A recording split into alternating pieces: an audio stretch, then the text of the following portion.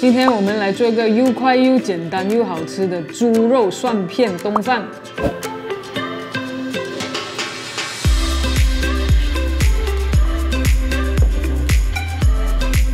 把猪肉切好过后，现在我们要把它稍微腌一下。这一次我们会用的是韩国的gochujang、日本的酱油，还有日本的清酒，还有一点点的糖，稍微给它腌一下。所以这一道菜是结合了日本和韩国的特色。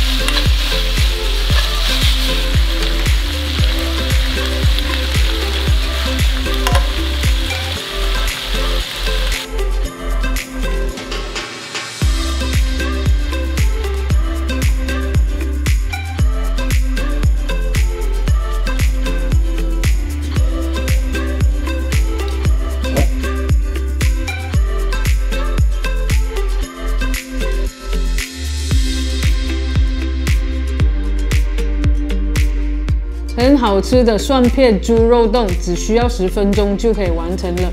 那如果你有跟住做的话，记得在 Facebook 跟 Instagram hashtag 我们。